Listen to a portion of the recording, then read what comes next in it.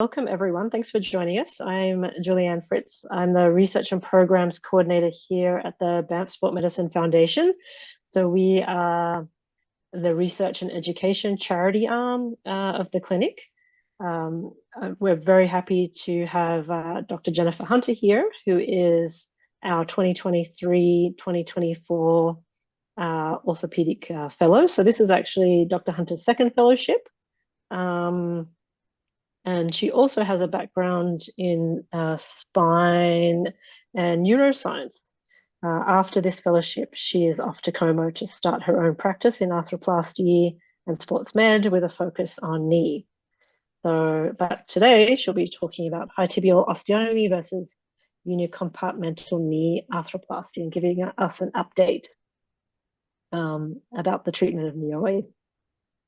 Actually, just a little bit of housekeeping before I hand it over to Dr. Hunter. If you want to ask questions, if you want to just type them in the chat, I can, I'll keep an eye on the chat and ask Jen on your behalf, so she doesn't have to monitor. Yeah.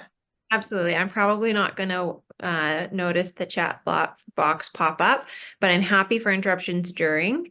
And yes, this talk is sort of a culmination of both of my fellowships sort of coming together as the end of two really excellent years, and a bit of an update with a focus on, medial compartment knee osteoarthritis, and we'll just get going.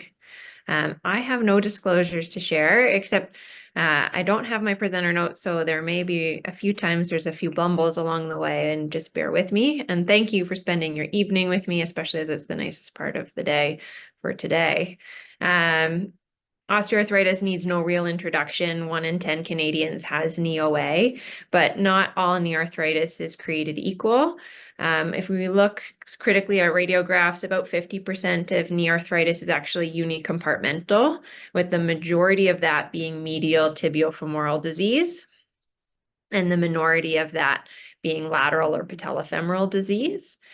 And it goes without saying that patients with osteoarthritis should get a good, thorough evaluation by their physician, an assessment, X-rays, and a diagnosis that helps them understand their condition, and so that conservative or non-surgical treatments can be started.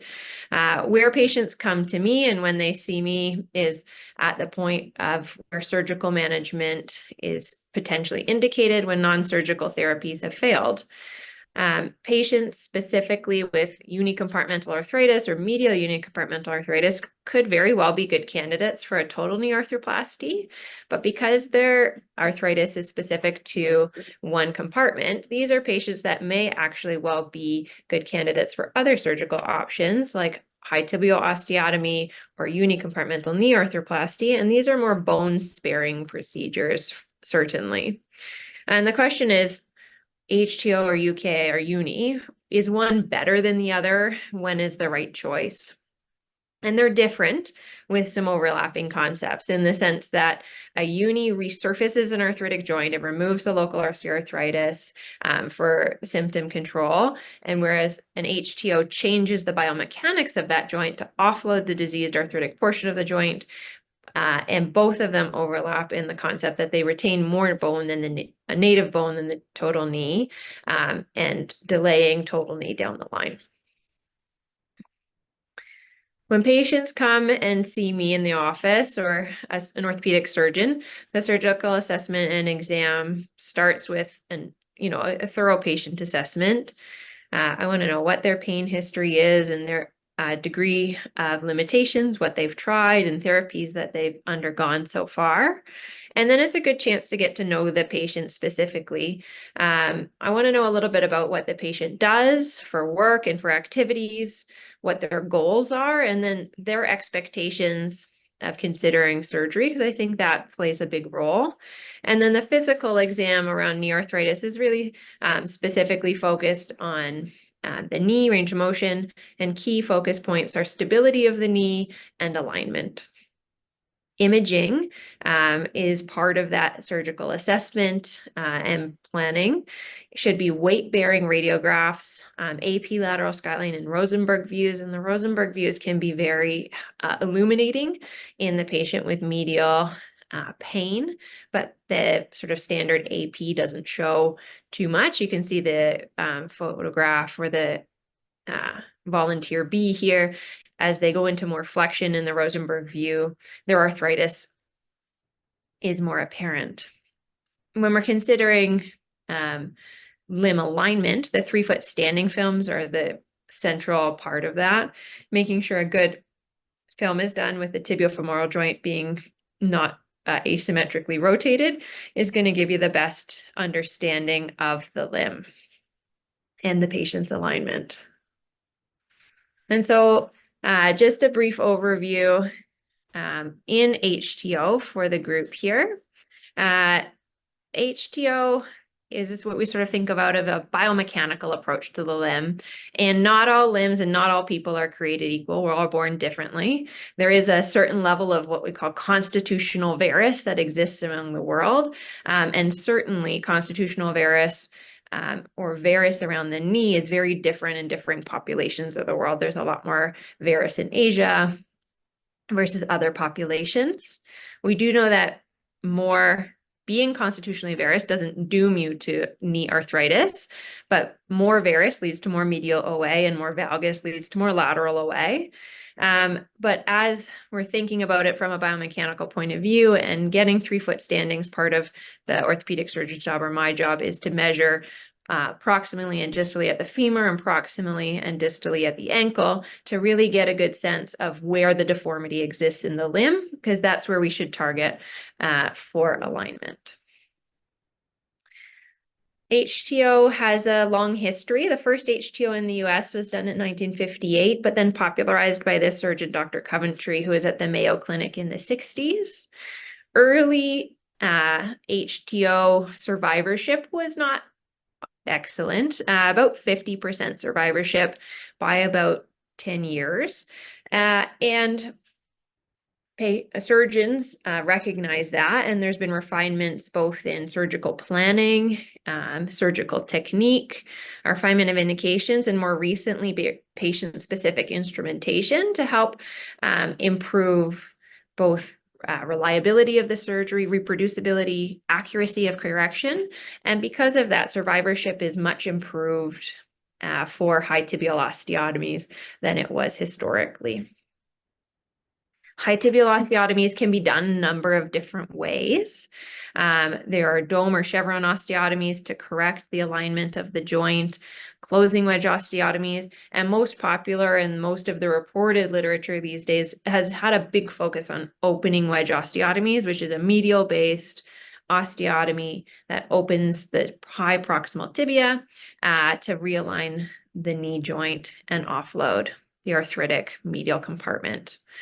It can be combined, an osteotomy can be combined with other ligament surgeries to better stabilize the knee. There are sort of classic indications for high tibial osteotomy, where the patient is a younger patient with a normal BMI and is highly active. The classically should have had a stable knee with preserved range of motion and pain really specific to that medial joint line only. And then also classically more mild to moderate disease were patients that were considered for HTO. More modern indications or updated indications for HTO have been a response to some other really good literature saying that that's not always true, especially in our some of our Asian colleagues around the world have shown really good outcomes with respect to older populations and their osteotomies. It's no longer true to avoid osteotomy in the obese or high BMI patient. There is successful surgery that can be done, especially with reproducible techniques, smaller incisions, a good patient approach can have good outcomes. It's not necessary to keep your osteotomy or surgical indication just to mild disease. There can be more severe medial compartment disease that has a good result from high tibial osteotomies, but it still has to be truly unicompartmental disease to have the best outcome. And then absolutely, and we know in our surgical practice here, that osteotomy and ligament reconstruction can go hand in hand when it's done for the purposes of early osteoarthritis or osteoarthritis in that compartment. It doesn't change the fact that it can be done successfully.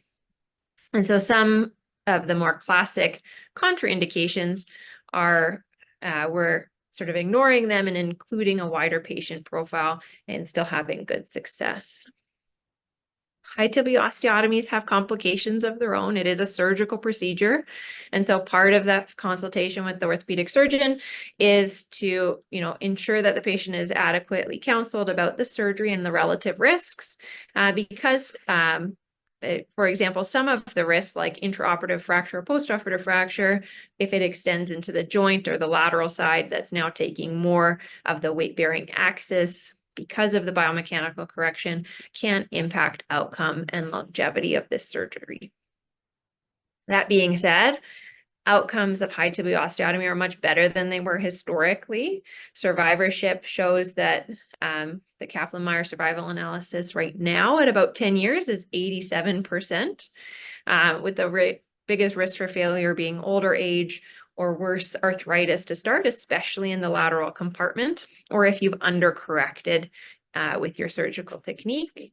But in general, patients are happy. They're getting back to their surgical outcomes, they're getting back to their sports and activities, with the caveat being that it's taking them a little bit longer than the arthroplasty patients, that they shouldn't expect to be skiing within 3 months, but think about the first full year of recovery, and then after a year being back to the activities that make them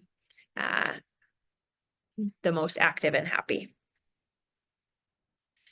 And then we'll just do a quick pivot to unicompartmental knee arthroplasty, or unis. And it's just a bit of change of track to give sort of the same a little bit of background here. Unicompartmental knee arthroplasty has a history very similar to HTO, popularized in the 70s. Early survivorship was historically poor, both based on technique, but also implant design. And those things have been adapted over the past few decades. Techniques have improved, implant designs have improved, and a really stringent narrowing of surgical indications happened, which has improved survivorship. Today's prosthesis design is either fixed or mobile bearing, and both have good outcomes. So if a surgeon is used to using one prosthesis over another, it doesn't necessarily impact outcomes.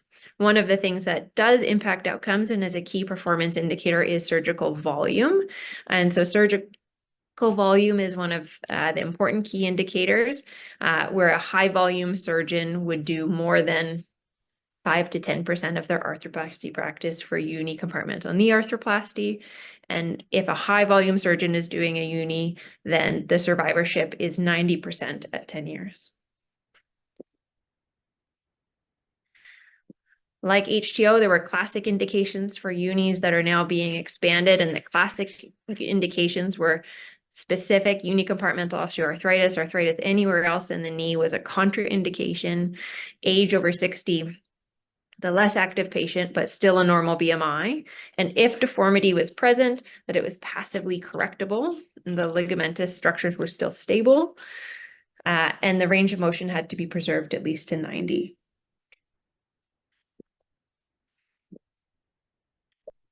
Like high tibial osteotomies, over the past few years, we've expanded indications for unis.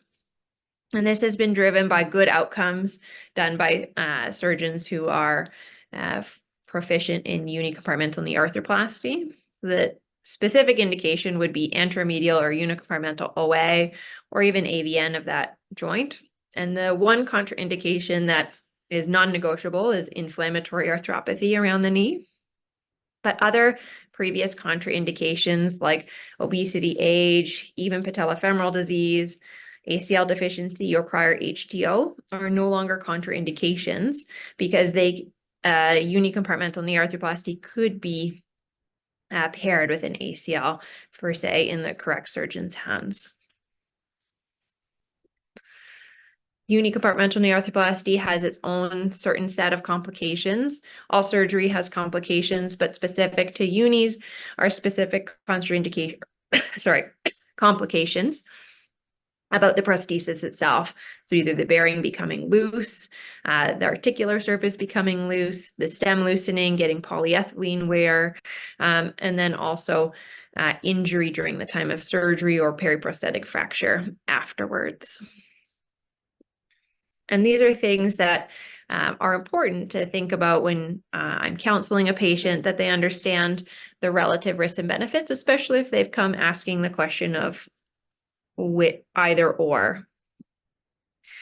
Outcomes for unicompartmental knee arthroplasty are good. So this data is specific to Canada. So this is High data from the Canadian Joint Registry, 2021-22. And the 10-year outcome data for medial unicompartmental knee arthroplasty is 8% revision rate at 10 years. So 92% survivorship. And this aggregate data from Canada is consistent with global aggregate data showing that the Canadian arthroplasty group is similar to the global group. And patients after unis are generally very happy. They're getting back to the activities they want to do. They have very high forgotten knee scores. Functional scores and surgical outcomes are good. And patients are active. And we welcome them getting back to their sport. That's the whole point, is that they can go out and be active.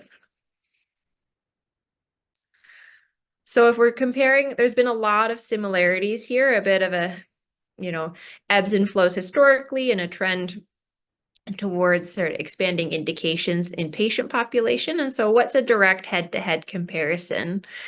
And that's the meat of what we'll get into here. A bit of a timeline. In the last 15 years, there have been a number of publications for high tibial osteotomy and comparing it directly to unicompartmental knee arthroplasty. In 2010 and 2017, there was about 14 or 15 good quality studies that were included for review. But since then, there's been an abundance of studies that have kept popping up all the way until a current, where the data and the literature has doubled, giving us more evidence to review. So the direct head-to-head review and sort of the summary of all of those studies, or at least the pertinent key studies that are noted on that timeline, are here. And this isn't a sexy slide. I don't know a good way to go through all the data, and we're going to go through it a little bit here off the top of my head, because this is the part where I had some notes, because it's a bit of the nitty-gritty. So in 2010, there is a group that did a literature review of high tibial osteotomy and unicompartmental knee arthroplasty. At that time, I would say the indications for each surgery were using more of the classic indications. And so it was pretty clear in this paper that there was a very small group of patients who might actually have some overlap. And so really in that correctly selected sort of narrow indication for patient, the studies were showing that survivorship favored unicompartmental knee arthroplasty and functional scores favored unicompartmental knee arthroplasty. But the asterisk there is that these weren't necessarily statistically significant. And so the author's summary was that in the right patient, that either surgery was equivalent. In 2017 was one of the first big meta-analysis and systematic review and meta-analysis. This is by Cow et al. This study has been the most cited study of all of the groups since then. They included the 15 best well-done direct head-to-head comparisons in their review and have shown that in general, survivorship pain, and fewer complications favored unicompartmental knee arthroplasty, whereas range of motion favored high tibial osteotomy. And there was no specific difference in functional scores, but that data is really hard to interpret because functional scores are very widely, variably reported across the literature and not necessarily consistent. A second study, also published in 2017, found much of the same in terms of outcomes, but no significant or statistically significant difference in survivorship. This study in 2018 was a direct head-to-head comparison of unicompartmental arthroplasty versus high tibial osteotomy, specifically in patients with higher levels of arthritis, more severe grade 3 or 4 disease. So we're starting to see a trend already in the literature of comparing some patient populations that don't necessarily fit the classic model. And that direct head-to-head comparison of patients with more severe arthritis did trend towards unicompartmental knee arthroplasty being having higher functional scores and less pain, but this was only less than 12 months. And then after a year, there was equivalence of outcomes. The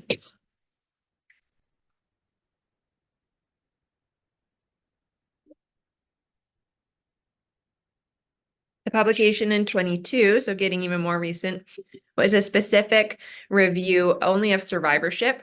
So didn't have any input on function, range of motion, pain, or complications. But when we're looking specifically at survivorship, and at the 8-year mark, there was no significant difference between high tibial osteotomy or unicompartmental knee arthroplasty. And then the note from that is that across all groups, unfortunately, your risk of revision went up if you were female, over the age of 60, and had more comorbidities. And that wasn't specific for either surgical option, just a general risk. Some of the limitations of the literature reviewed up to that point was the fact that a lot of that included literature had classic indications for HTO and classic indications for uni. And so the patient populations were actually quite distinct. They didn't match per se. And so in 2023, a Dutch group did a retrospective matched cohort study comparing direct head-to-head HTO versus uni, trying to weed out, some of the differences that came from the patient profile differences head-to-head. And they did find that there were functional scores and pain was much less in the unicompartmental knee arthroplasty group, but those differences did not necessarily meet a minimally clinically important difference. So while there might be statistical differences, did the patients really notice a clinical difference? Probably not. And so have concluded that HTO is likely non-inferior. And then the most recent study was by a group out of China, Zhang et al., and they have done another systematic review and meta-analysis, but taken all of the abundance of data that's come out in the last 7 or 8 years. The literature has doubled the number of studies that have directly compared HTO and unicompartmental arthroplasty head-to-head. And so they had the biggest volume of data to go through. They note, again, functional scores, improved pain, and least complications in the unicompartmental knee arthroplasty group, whereas motion was best preserved in the high tibial osteotomy group, and survivorship tended to be better in the high tibial osteotomy group in this most recent review. Although the caveat to that is that because they've aggregated all this data, the mean age for the HTO patient was the average age was significantly younger than the uni knee patient. And so then, what does that actually mean? Where are the current trends and what's actually happening out there? In Asia, we've noted that our Korean colleagues and our Japanese colleagues have noted over the last decade an increase of about 210% uptake in high tibial osteotomies and 140% uptake in unicompartmental knee arthroplasty, and that's compared to the utilization of total knee arthroplasty. So less total knees going in, more, biomechanical adjustments or unicompartmental knee arthroplasties going in to address medial compartment OA. And that trend is being seen in the US, and this is an American study. And I don't have a Canadian study to review, but often the Canadian trends very much follow the American trends. And this is an interesting graph that over the last decade, there has been a steady decrease in the relative amount of HTOs performed compared to total knee arthroplasties. And we had a relative increase in the number of unicompartmental knee arthroplasties done compared to total knee arthroplasty up into about 2017, and then again as a decline. So in general, both of these surgeries that are targeting unicompartmental disease are relatively getting less operating room share than a total knee arthroplasty utilization in the US over the past decade. And so these authors are saying, it's becoming a little bit of a lost art, hypothesizing that maybe people aren't being trained, especially on osteotomy, and considering that as affecting current trends in North America. A little quick sidebar, because we focused mostly on medial disease, but that's not the only isolated disease that can happen. There is specific isolated lateral OA, although it does occur with much less frequency.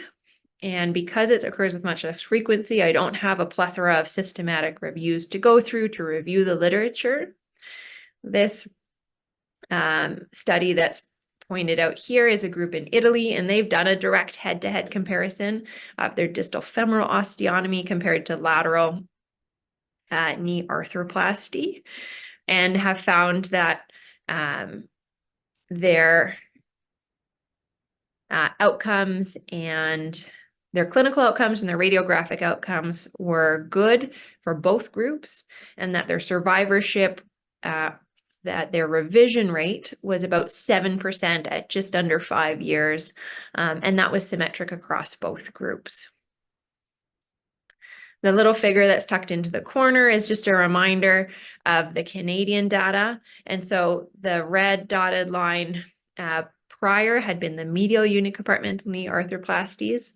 Lateral unis actually do a little bit better at 10 years than medial unis, with a revision rate of about 7% in Canada. And we know that if you do have to do a total knee arthroplasty after a distal femoral osteotomy or an osteotomy for lateral specific OA, that the outcomes are good. And some of my last considerations for talking points here are, what happens if a patient has decided to get a high tibial osteotomy or a unicompartmental knee arthroplasty, and then revision is required? And they're actually not the same. Lots of outcomes here have been the same. Patients get back to their activity level, they get back to high levels of function. But if you do require a revision down the road, and that's considering a conversion to a total knee arthroplasty, the outcomes are no longer the same. High tibial osteotomy to total knee arthroplasty functions like a primary total knee in terms of rehab, the speed at which they return to normal life and activity, and the patient-reported outcomes, both at short and long term. Whereas if you take a unicompartmental knee arthroplasty and have to revise it to a total knee arthroplasty, it doesn't function like a primary total knee. It functions like a revision total knee, and those are classically have worse outcomes with lower range of motion and lower patient satisfaction, or lower patient-reported outcomes. And so some conclusions here is that I'd love it to give you, a sticky note, a snapshot that you could take on your phone to say, this is this patient criteria that is specific for high tibial osteotomy, and this is the patient that would be a win at unis. But there's not one specific patient or one criteria list that I can give you. It's a decision that's patient-centric. It has to be based on the fact that they have to have an isolated arthritic disease state, but then this correct surgery should be focused on the patient activity, the patient goals, and the patient-focused decision-making on relative risks in the recovery profile. The surgeon's practice profile and familiarity with each procedure also influences that absolutely. And that patients with unicompartmental knee arthroplasty are going to get back to function and pain-free sooner than HTO, but patients eventually end up being at a similar level. And the real downside with a uni is that a revision down the line is a true revision in an arthroplasty practice. I want to thank you guys for coming out tonight and for listening. And I invite questions. I'm going to decrease my screen share because then I can see people again.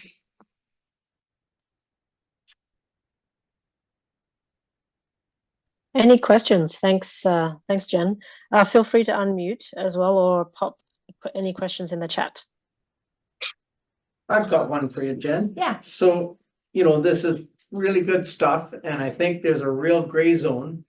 But is there some still black and white zones for you with medial OA?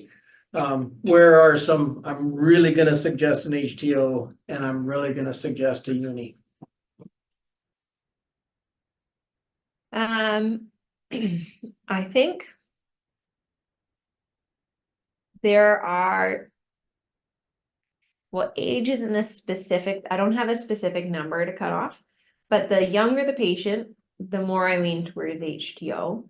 If I think I need to do anything else to stabilize the knee that's going to give them better function down the line, like slope reducing, if I have to be combining it with something else, with a slope reducing osteotomy or an ACL or other ligamentous procedure, which is going to preserve the rest of their joint down the line, I'm leaning more towards HTO. But I lean more towards uni in patients that I feel like cope less with pain. That pain is a big driving factor for them. And I don't think, because I think the uni is better at getting them back to life sooner with good high levels of activity. Not going to play NHL level hockey after either, probably, but, high levels of recreational sport, doing the things that they want to do. The patient who's just in so much pain, I lean really towards uni. And if I think a patient needs biomechanical realignment, but maybe also some stability or, realignment in more than one plane, HTO. Yeah. Great. Michaela, you had a question? I do. Thanks, Jen. This is a great summary. Good job in pulling all that recent data. It was interesting to see the overall trends in North America for both uni and HTO declining in favor of totals. I haven't looked at the literature on arthroplasty in forever, but has the outcomes for totals improved? Is the survivorship specifically improved such that surgeons are kind of leaning more towards jumping straight to a total and away from a uni? It's definitely what we see in our kind of local zone where we send a patient for consideration of uni, but they end up having a total. Can you comment a little bit on that? Yeah, I think absolutely the survivorship in a modern total knee arthroplasty has improved over the past 15, 20 years.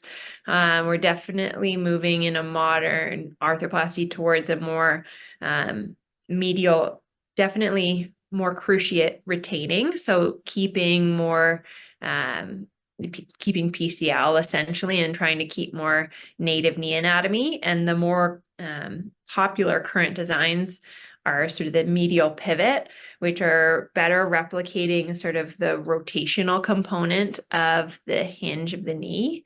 And I think those prosthesis designs are really improving patient outcomes in terms of pain and how they feel the knee functions, like it functions more like a normal knee for them. So they're getting back to more activity.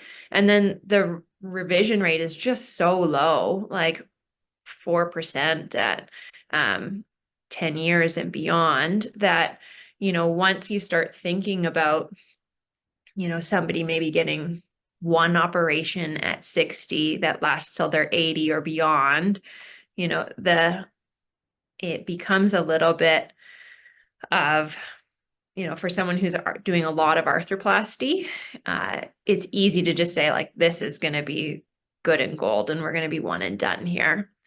The other thing that I think really influences, though, the HTO and the unis in the sort of recent trends over the last decade, it's not mentioned in the studies and is sort of the bigger picture sort of monetary thing, is that with the bundling of payments from governments or funding sources to hospitals, putting such a high focus on arthroplasty in general, that the average surgeon, especially in the US, who's getting bundled payments for doing, or hospitals are getting bundled payments for arthroplasty, then average surgeon is more likely to do more totals.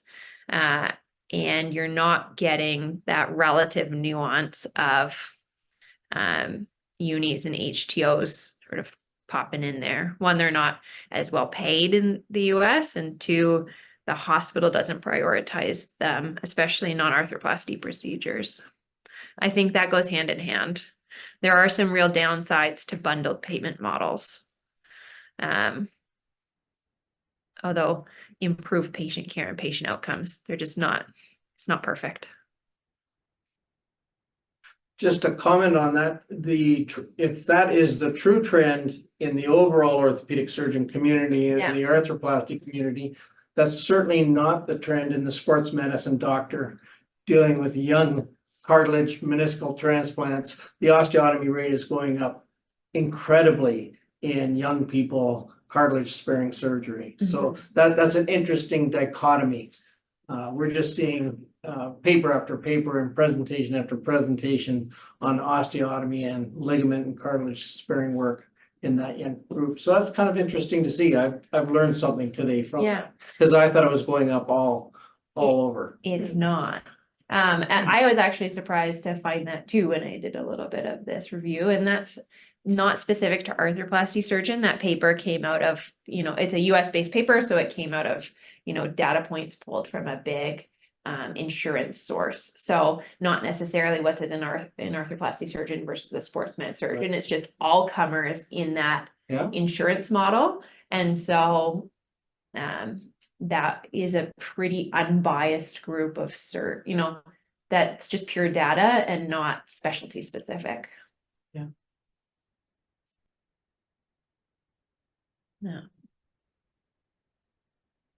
We had another question come up about, so Lisa, in your practice, you're seeing primarily total knee arthroplasty patients coming into your clinic. So she was just wondering, are surgeons typically trained here in our local region to do HTOs and UKAs, primarily because she's seeing mostly TKAs? That's a great question. I think the local or the Canadian training programs are increasingly biased by their local experts. And so I would say the minority, relatively recently out of training, the minority of residents at UBC, where I trained in Vancouver, would feel necessarily comfortable with doing a high tibial osteotomy or a uni after residency. Not enough volume, and to really have comfort in that. The local expertise in Vancouver definitely lended towards more just total knee arthroplasty and go from there. And I think that really is one of the things that reflects the current competency training model is that the baseline when you come out of residency is to be a generalist, and basic total knee and total hip arthroplasty is part of that. And so I think that many surgeons who work in a community, who have 1 or 2 fellowships, or might have a foot and ankle fellowship, find that the needs to service their community is a lot of arthritis, and end up doing total knees and, ankles, or doing, a bit of a hybrid practice. And so I think unis and HTOs are becoming sort of a more subspecialized set of surgeries that surgeons are doing more in fellowship training programs. And I think then it's reflected in the way that their communities are served. And you're just getting more total knees because that's what somebody is comfortable doing. And I will say a well done total knee is much better than a poorly done high tibial osteotomy or a uni. So, if that's going to serve the patient the best, then it's not the wrong answer. What percentage of unis go on to total? Great question, Barb. So that depends a little bit in time. So at 10 years, for say, about 10% of unis have gone on to a total knee arthroplasty. Yeah. So 1 in 10 at 10 years. And that number, at 20 years, the number is higher. Yeah. Jen, I have one more question for you. Yeah. Do you have any reservations in a patient who's got, primarily medial OA, but a little bit of patellofemoral involvement as well, which tends to be fairly common? Yeah. Do you have any reservations in those patients performing an HTO? Do you think that's a better patient for an arthroplasty, or do you think there's some techniques that you can use to still make a make a HTO a reasonable option if that's kind of the patient fits the profile otherwise? It's a great question. I have less science to back it up and more just like personal feeling. With unis, there's good literature now that you can ignore a little bit of patellofemoral OA. You can sort of leave it alone. With high tibial osteotomies, I'm more nervous because depending on the technique in which you do the osteotomy, you can really affect the patellofemoral joint. You can get some Baja, the biomechanics can shift. You could disregard all of that completely if you do a tubercle osteotomy and you do your HTO and then you put the tubercle back down wherever you want the best fit. That could be a great, option for sort of offloading some OA, a little anteriorization could be a good tool in that setting. But, someone who has a lot of patellofemoral pain, in addition to sort of medial OA, I'm just more nervous about it. I don't think they'd have as reliably good outcomes.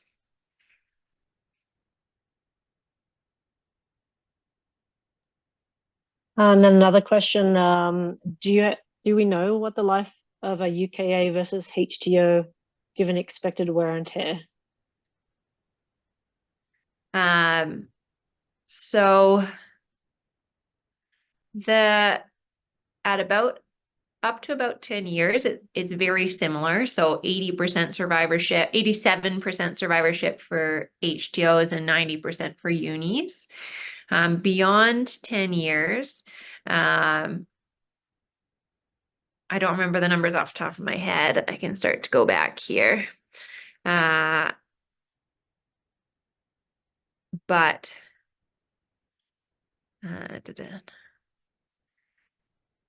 you're getting at least a good 10 years. There's lots of patients in practice who've got 20 years or more, and I just don't have the numbers off the top of my head for you. In general, in the correctly chosen patient who doesn't have significant progression of other OA, these procedures can be it. That can be, they can now have a happy knee for the rest of their life. But I would counsel a patient to get a good 10 to 15 years out of it. And then after that, you know, if we're winning, if it still feels happy and good, bonus. If not, then we'll move on to a total knee. And we've gained 10 years or 15 years, and then we go from there.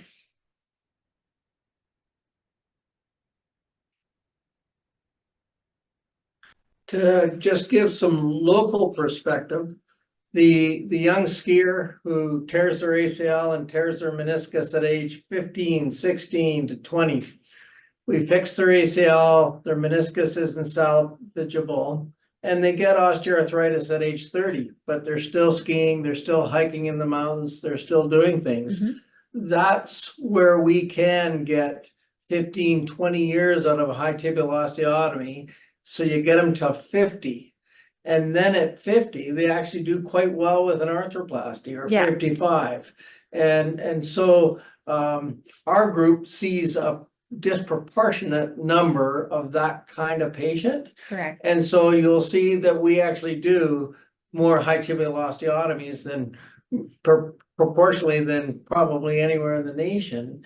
And that is the rationale behind it, that if you start putting a arthroplasty in a 30-year-old, even if they get 20 years out, they're 50 getting their first revision. Yeah. And then likely not going to get 20 out of their first revision and on to a second revision. So that's sort of the genesis of our tilt towards HTO in Banff.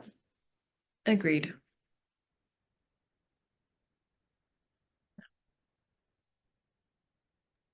Unless you're Lindsay Von Mark, and then you just go straight to a uni.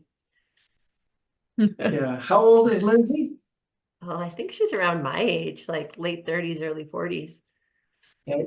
We'll have to see the survivorship of Lindsay was you. Yeah.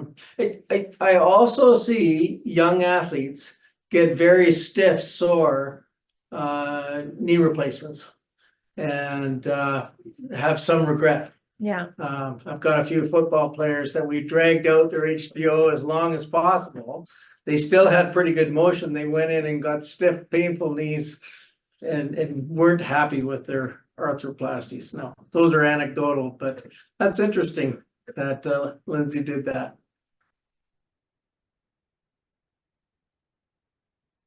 Got back faster. Yeah. Oh. Any other questions from anyone or comments? Okay, well, yeah. Thank you again for spending the evening with me. Appreciate it. Any other questions, concerns, you can always email them through the office. Anything that questions that keep you up at night later on, happy to answer them. Thanks, Dr. Hunter, and thanks everyone for joining us tonight.